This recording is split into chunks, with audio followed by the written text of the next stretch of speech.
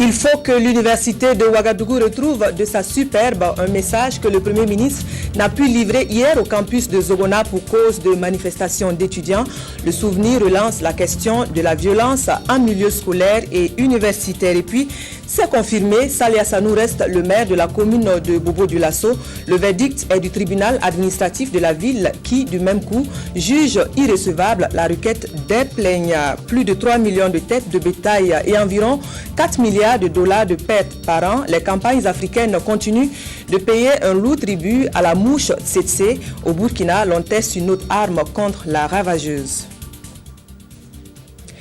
Voilà qui fait la une de l'actualité en ce jour. Bonsoir, merci de nous suivre. De la rue, elle prend de nos jours ses quartiers en milieu scolaire. La violence subie ou causée est un boulet au pied des acteurs de l'éducation qui, pour le moment, opposent le dialogue. Représentants d'élèves, d'étudiants, de syndicats et autres maillons clés de la chaîne se sont retrouvés pour en discuter. Le point de la rencontre avec Peggy Ouedraogo. C'est ce que les Anglais appellent brainstorming, une technique de résolution créative de problèmes ici sous la direction du Premier ministre. Y participent des membres du gouvernement, des syndicats, des établissements, en somme, tous les acteurs du système éducatif.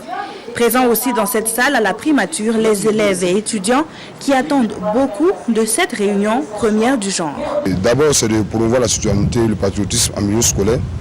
Et deuxièmement, il faut qu'organiser une table ronde entre les élèves, les étudiants, et le gouvernement, les parents d'élèves, les partenaires techniques et financiers.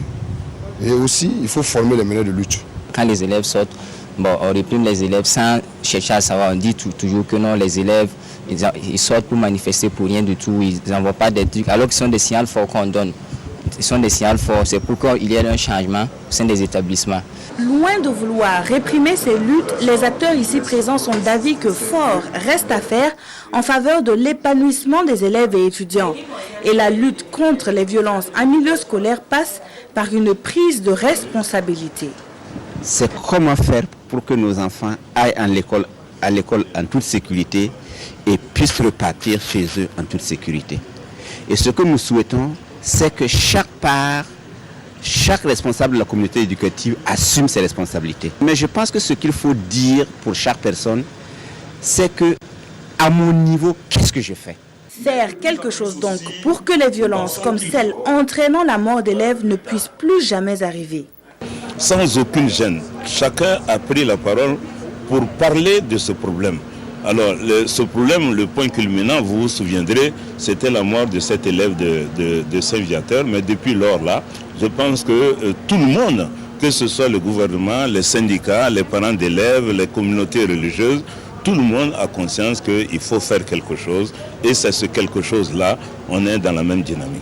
Une dynamique bien lancée puisque dans un mois, il est prévu la réunion d'une commission composée d'une douzaine de ces acteurs et chargée d'élaborer un plan d'action concrète de lutte contre les violences en milieu scolaire.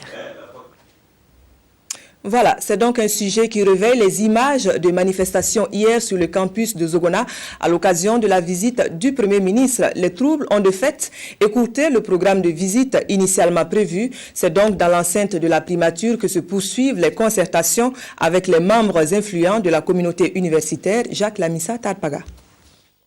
Le personnel ATOS, comme on les appelle, ce sont les agents techniques, les ouvriers et les agents de soutien des universités.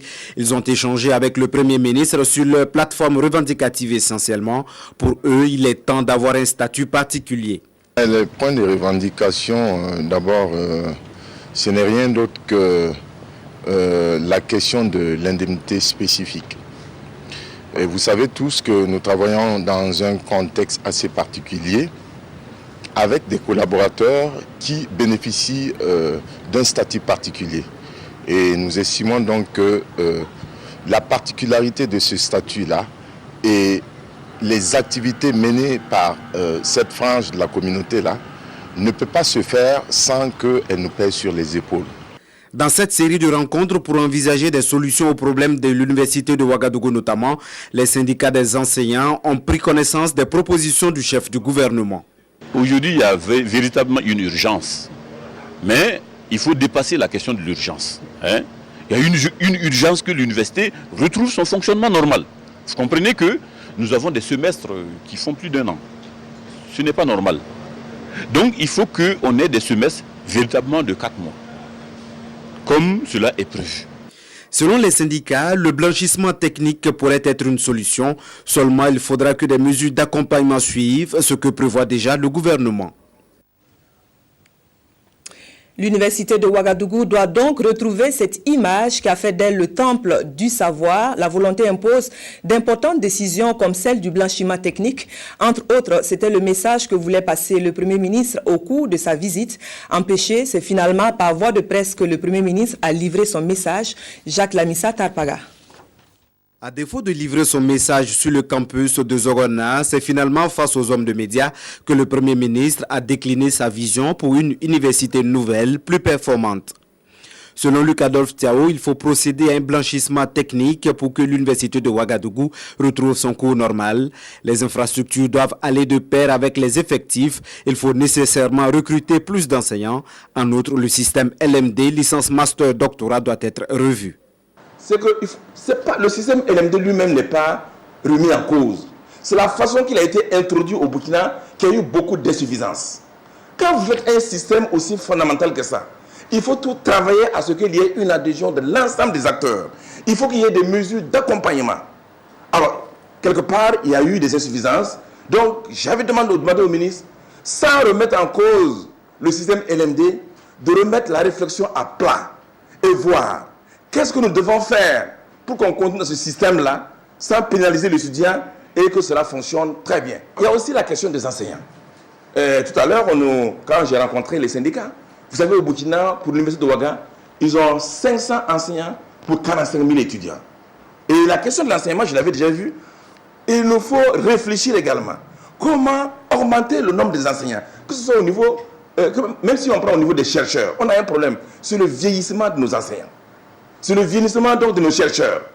Alors la réflexion ici, quelle approche nous allons faire pour renouveler massivement les enseignants pour nos universités, nos centres de recherche? Qu'est-ce qu'il faut faire? Ensuite, regardez également aussi les conditions dans lesquelles ces enseignants travaillent. Face au mouvement de contestation qui ont écourté sa visite à l'université de Ouagadougou, le Premier ministre n'est pas fâché. Il entend retourner sur le campus si les étudiants le souhaitent.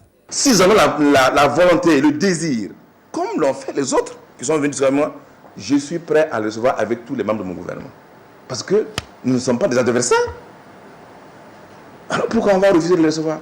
Mais aujourd'hui, s'il y avait reconnu cette rencontre, peut-être qu'ils seront toujours dans cet esprit de bagarre. Donc je préfère que les choses se calment. Ils veulent, même s'ils veulent que je revienne sur la cité universitaire, je vais y aller.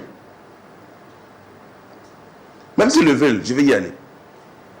Donc, moi, je pense simplement qu'on va programmer quand les choses vont se calmer, parce qu'on a besoin de les entendre.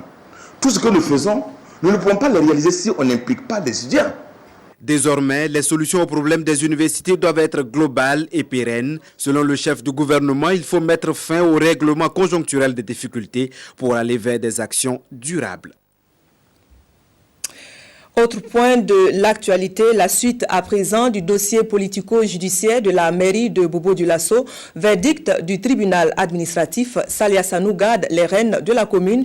La décision judiciaire invalide du même coup la requête des plaignants qui estimaient l'élection du maire entachée de vices de forme. On revient sur les détails de l'affaire jugée ce week-end avec Ahadi Sandamba. C'est une audience sous haute surveillance sécuritaire. Au moins 3 barrages de contrôle de police. La cause est noble, c'est une affaire politique. Et le moindre dérapage risque de conduire au chaos. Quelques minutes d'attente, la cour fait son entrée.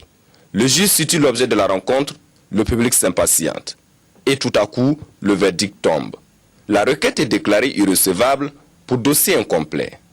L'élection du maire central, de ses adjoints et de tous les responsables de commission est donc valide. C'est le soulagement total du côté de la défense. De la façon que les choses se sont déroulées, en tout cas à notre niveau, nous ne voyons vraiment pas du tout de problème. Parce que quand tu suis quand même un peu le déroulement des choses, en tout cas, ce qu'on nous reproche, nous ne voyons pas, en tout cas vraiment les raisons valables par rapport à tout ça. Donc je pense que le tribunal a rendu donc une justice vraiment juste pour tout le monde. Et nous ne pouvons qu'en être fiers de notre endroit de notre justice, parce que vraiment, elle a dit le droit. Le droit est dit, il faut l'accepter. C'est aussi l'entendement de l'accusation qui entend faire avec. Pas question de tergiverser, il faut se mettre au travail. Ça a été dit comme ça, donc nous prenons comme ça et nous faisons confiance à la justice comme c'est pas la fin du monde. Nous prenons avec courage et nous savons que, nous pensons que le droit a été dit. Comme nous ne sommes pas des techniciens à la matière, nous allons demander à nos premiers responsables si nous allons continuer ou bien si nous laissons tomber. Ce verdict a été rendu suite aux plaidoiries qui se sont déroulées le 16 mars dernier. Un jugement qui a duré environ 5 heures d'horloge. Et puis, c'est un diplomate satisfait des tâches accomplies lors de son séjour burkinabé qui fait ses adieux. Étape marquante de la tournée d'au revoir de l'ambassadeur de Chine-Taïwan, celle de la primature, échange d'amabilité avec le Premier ministre et point face à la presse. Le diplomate taïwanais est au micro de Peggy Ouedraogo. Je partirai définitivement le Burkina Faso lundi prochain.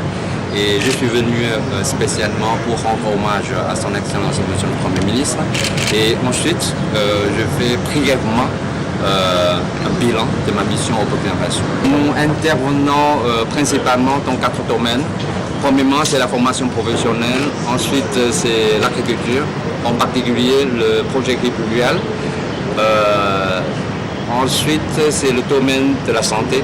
Et le dernier, si je peux le dire, c'est l'introduction de l'énergie renouvelable, donc l'énergie solaire.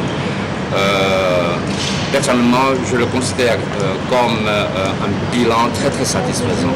Et grâce à nos partenaires burkinabés, je peux partir, disons, sans regret. Zoom justement sur un des volets pris en charge dans les relations Chine-Taïwan-Burkina Faso, la santé. Quelques acteurs de ce domaine ont bénéficié de renforcement de capacités des sages-femmes et maïeuticiens d'État de toutes les régions, les 13 régions du Burkina donc, ont vu leurs pratiques mises à jour. Étienne Bassenga. Une jambe bien soulevée et l'autre bien établie. Nous ne sommes pas dans une salle de gymnastique, mais dans une salle de formation pour des sages-femmes et des maïeuticiens. Sous la supervision d'une délégation médicale chinoise et des sages-femmes burkinabais formées en Chine, ils apprennent les différentes techniques pour faciliter les accouchements. En fait, c'est leur travail de tous les jours, mais cette formation devrait leur permettre de découvrir d'autres méthodes plus en phase avec les normes internationales, notamment celles qui ont cours en Chine. Le secrétaire permanent des engagements nationaux qui leur a rendu visite au cours de cette session est convaincu que cette formation va changer leur façon de travailler sur le terrain.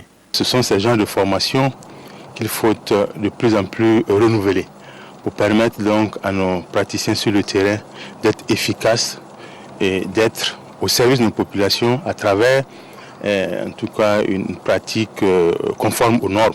Renouveler la formation, la République de Chine n'y voit pas d'inconvénient.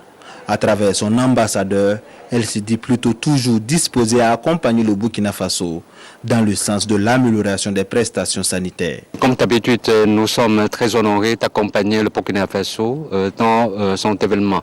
Et personnellement, je suis très honoré d'avoir l'occasion et grâce au secrétaire permanent des engagements nationaux d'accueillir un ensemble des mannequins pour que les sages-femmes ou bien les majeurs du CSPS ont l'occasion de faire les travaux pratiques dans un cours de formation continue. Plus de 500 sages-femmes et maïeuticiens d'État ont été formés à l'initiative des engagements nationaux et de la République de Chine. Dans le domaine de la santé des adolescents aussi, les changements sont tout aussi rapides. Nécessité donc pour les spécialistes de s'adapter. Cette fois, le module concerne les formateurs des différentes régions du Burkina. Le point de la rencontre avec Claudine Bikaba. Les problèmes de santé de jeunes se résument essentiellement à la forte fécondité des adolescentes, le taux élevé des grossesses précoces ou indésirées, les avortements clandestins, les IST et VIH-Sida, entre autres. Il faut aussi noter les mauvaises habitudes de vie telles que la consommation d'alcool, de tabac et de drogue, en plus des maladies courantes. Cependant, il se trouve qu'une étude menée par l'OMS a révélé que les efforts des agents de santé pour répondre aux besoins des jeunes sont insuffisants et cela serait imputable aux capacités professionnelles limitées de ces agents à travailler avec les adolescents de façon efficace et efficiente. C'est pour pallier cette insuffisance que des médecins, des attachés de santé, des infirmiers et sages-femmes au nombre de 27 venus des 13 régions du Burkina vont être formés à cette session. Cette formation qui va durer 5 jours a pour principal objectif d'outiller le personnel de santé sur la prise en compte des questions de santé des jeunes au niveau de notre système de santé. Les modules qui seront dispensés touchent notamment les caractéristiques et aspects de santé du développement de l'adolescent.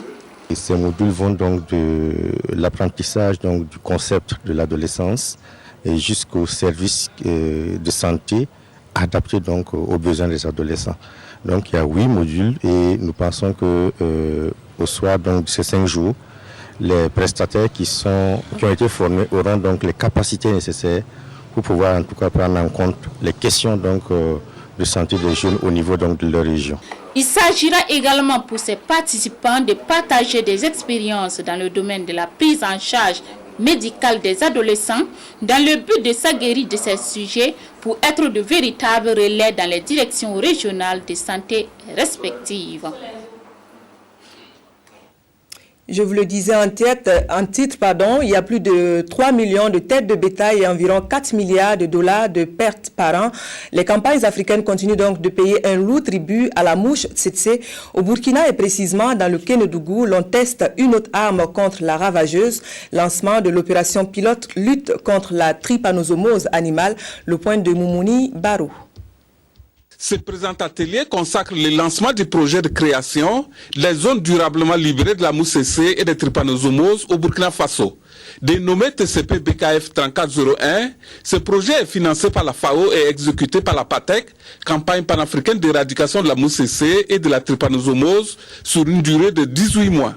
L'expérience sera menée dans la province du Kénédougou, précisément dans la commune rurale de Samorgoin, avec pour ambition relancer l'élevage des bovins à condition d'éliminer les glossines qui constituent un frein au développement socio-économique du pays. Cet atelier a pour objectif de lancer une autre activité dans le cadre de la PATEC, mais avec une contribution de la FAO et qui est beaucoup plus spécifique pour la zone de Samorgoin. De saisir la zone pastorale. Vous savez que la PATEC déjà travaille dans la lutte contre la mouche tsetse, par rapport à l'éradication de façon globale, qui a entamé dans beaucoup de Moun, en atteignant au bassin. Alors, la zone de Samorgoin a bénéficié de certaines actions, mais pour renforcer ces actions, pour que les bénéficiaires eux-mêmes soient de plus en plus impliqués davantage et accompagner ce type d'activité, nous avons demandé une contribution de la FAO. Le premier responsable de la commune de Samorgoin se félicite du choix de sa localité pour exécuter un tel projet de développement. Pour nous, le projet c'est la bienvenue parce que Samorgoin c'est une zone pastorale et toute la population attend beaucoup de ce projet. Ça aura beaucoup de retombées au niveau de la commune. À l'issue de cet atelier, les activités du projet seront officiellement lancées. Avant cela, les participants connaîtront entre autres la philosophie du projet, les villages d'intervention et le dispositif de mise en œuvre du projet. De la CEDEAO des États à celle des peuples, il y a la prise en compte des aspirations des citoyens de la communauté. C'est l'une des ambitions de l'organe régional traduit dans son plan stratégique 2016-2020, préparatif en vue de l'atteinte de ces objectifs. Une session de coordination a réuni les membres engagés dans l'élaboration du plan. Yacouba Goro. Un document stratégique pour passer de la CEDEAO des États à celle des peuples. Réunis autour de cette nouvelle vision, les acteurs du public et du privé, la société civile, les partenaires au développement et les médias vont examiner le plan stratégique régional 2011-2015 de la CEDEAO.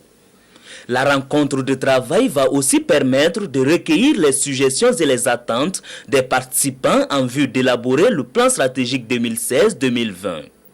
Lequel document doit prendre en compte les aspirations des citoyens de la communauté. The strategic plan, as you all know, is a document that gives the strategic roadmap qui donne la feuille de route regional economic integration pour le développement de la CEDEAO.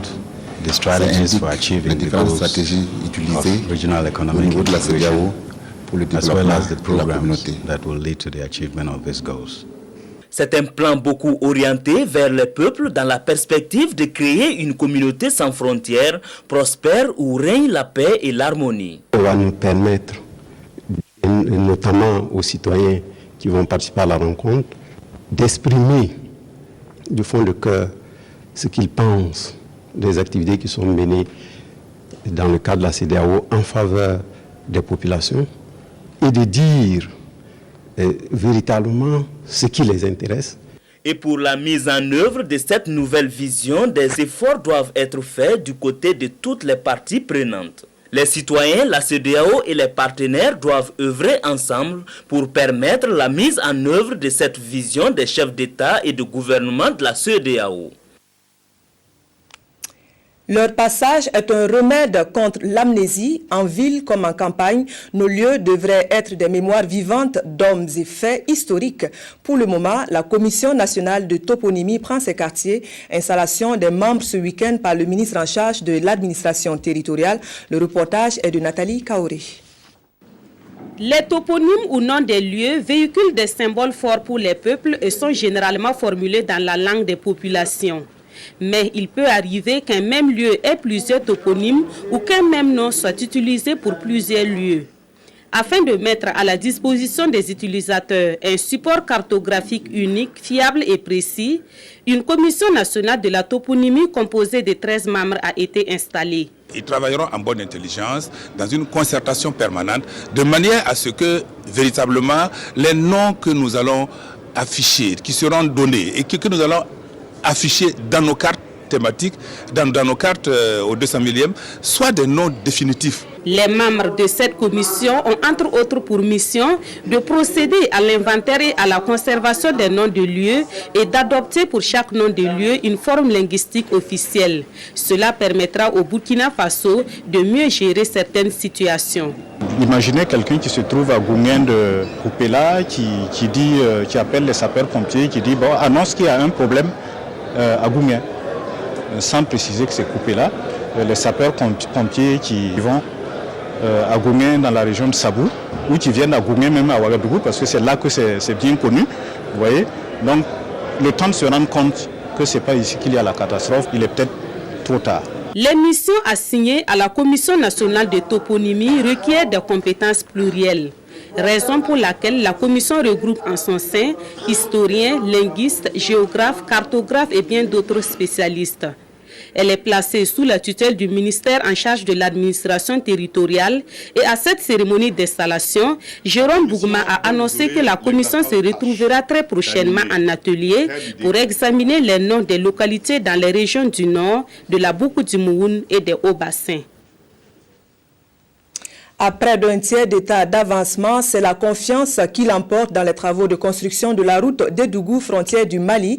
Il y a des difficultés, mais pas vraiment de quoi freiner l'avancée du chantier. Selon les responsables, mieux, le délai de livraison du tronçon sera respecté. C'est le point que nous rapporte notre envoyé spécial sur le tronçon, Ahadi Sandamba.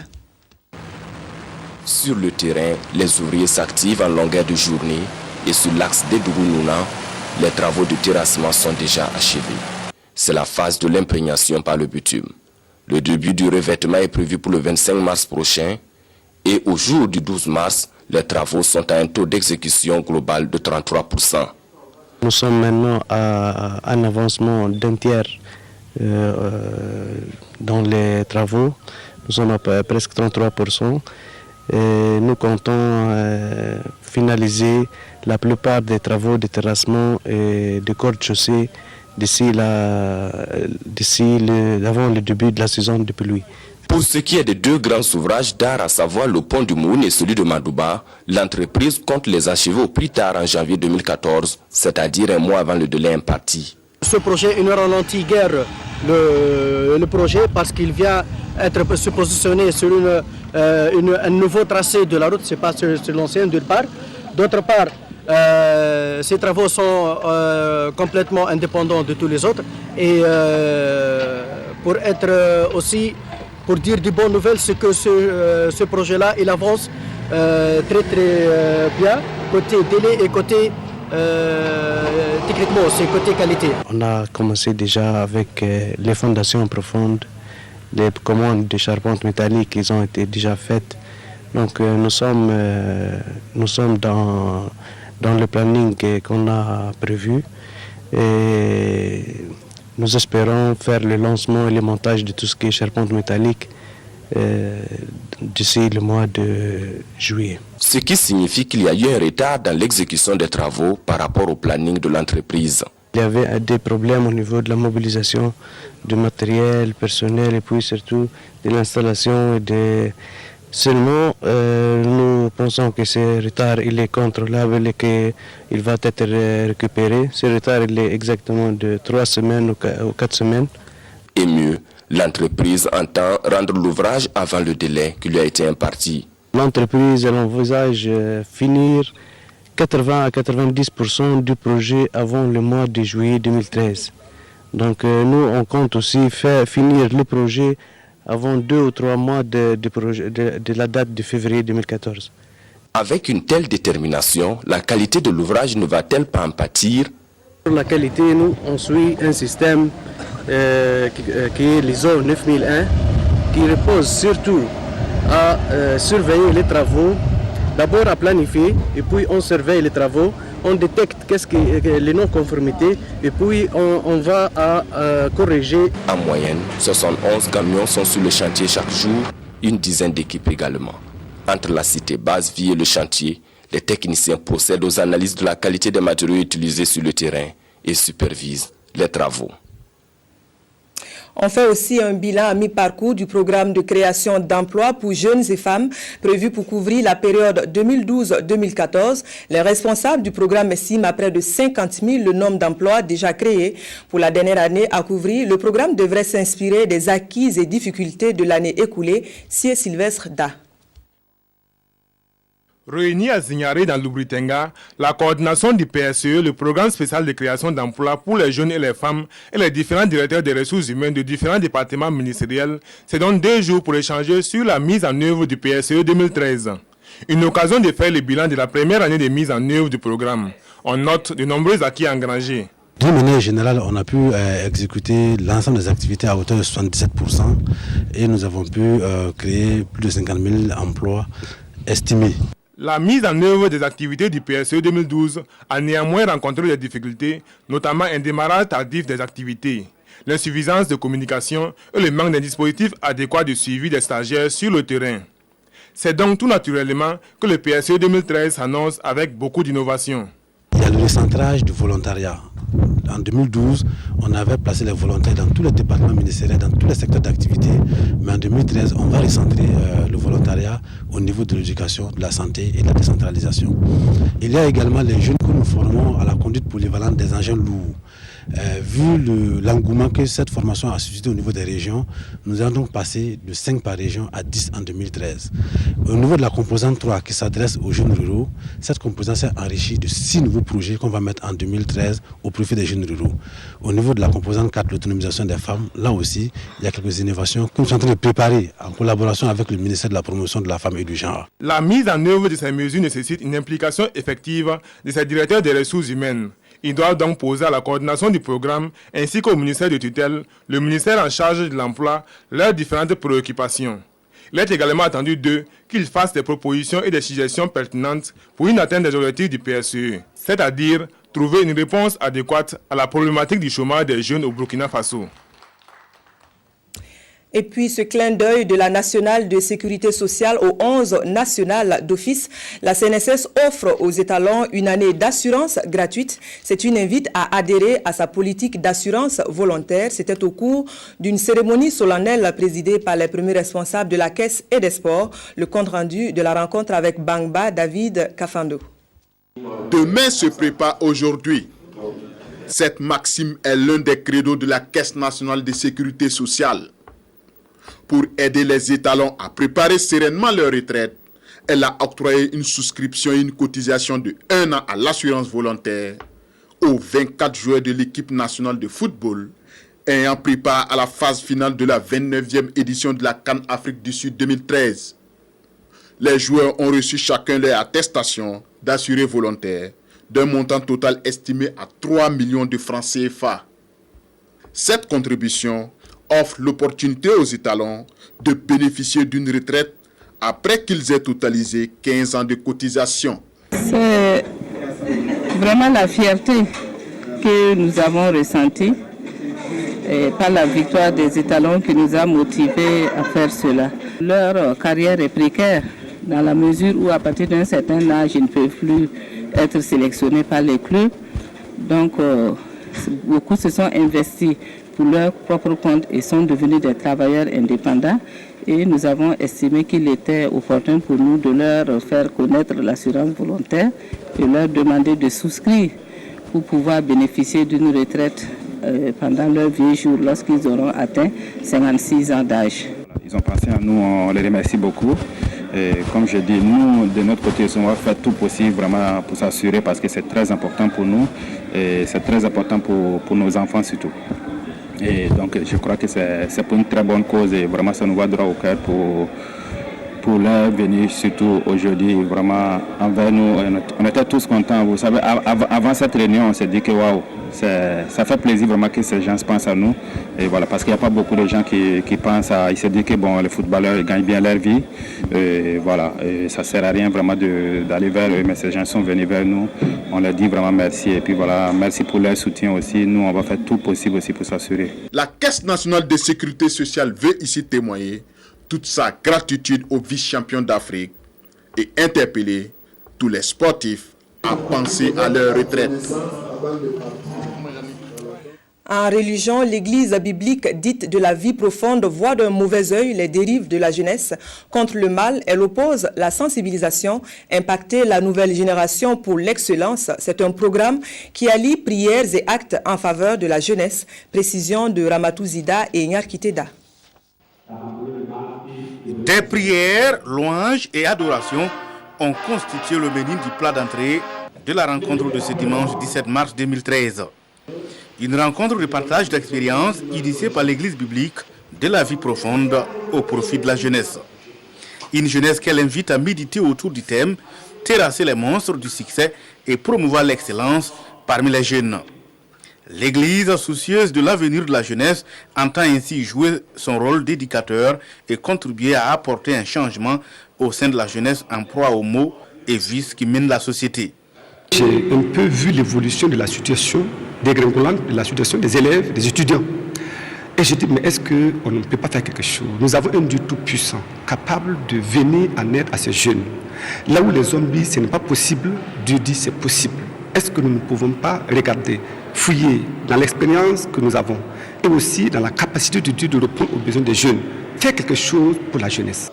Des séances d'exposé pour la protection de l'environnement ainsi que les vices et l'incivisme ont permis d'éclairer davantage les participants et de répondre à leurs multiples préoccupations. En tout cas, on a beaucoup appris ce soir sur les drogues et consorts qui nuisent sur la jeunesse et les solutions aussi de ces problèmes. Et nous pensons utiliser ces solutions, peut-être sensibiliser nos camarades qui sont plongés dans ces excitants.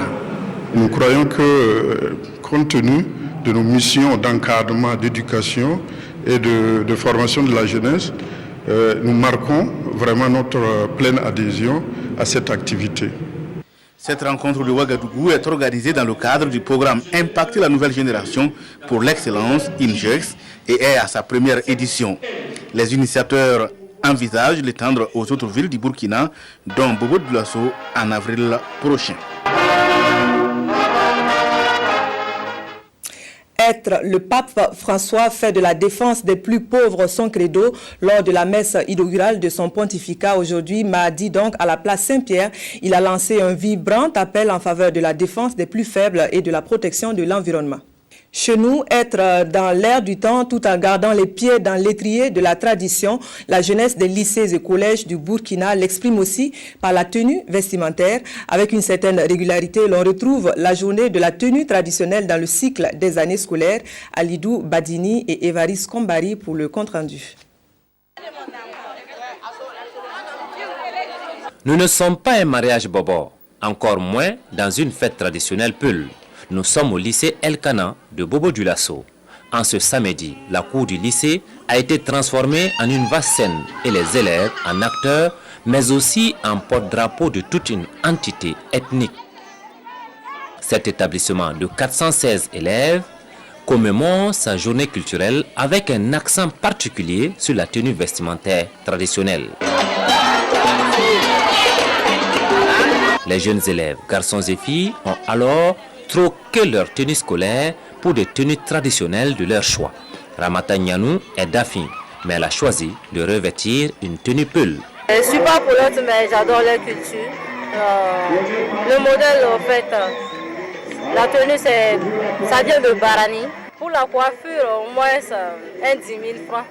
Le Burkina Faso compte une soixantaine d'ethnies et une bonne dizaine de ces groupes ethniques étaient représentés. Peul, Samo, Bobo. N'est-ce pas que nous sommes anciens? Je suis habillée en tenue traditionnelle portée par les Bobos et portée aussi lors des cérémonies de mariage.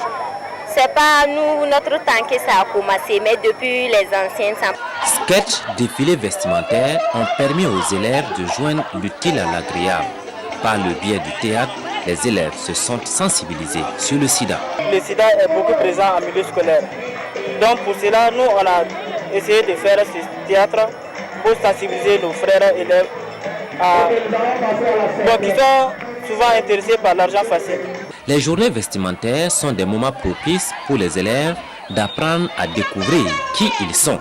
C'est aussi des moments où se manifeste le dialogue des cultures. Nous constatons que cela permet un brassage culturel. Ceci encore engage l'effet de tolérance culturelle et interreligieuse. Le sport, tout comme les activités culturelles, concourent à la formation des enfants. Ce sont autant de disciplines qui gagneraient à occuper une place importante dans les curricula. Et parlant de sport, à suivre ce soir après le journal de 20h, 5 minutes dans l'écurie des étalons. 5 minutes dans l'écurie des étalons est une rubrique du service des sports pour vous mettre au parfum des gestes des étalons avant le match des éliminatoires de la Coupe du Monde 2014 au Brésil. Rendez-vous donc ce soir et ce jusqu'au vendredi prochain après le journal de 20h. Voilà, c'est cette information qui referme ce journal. Merci de l'avoir suivi. Nous vous retrouvons demain. Bonsoir.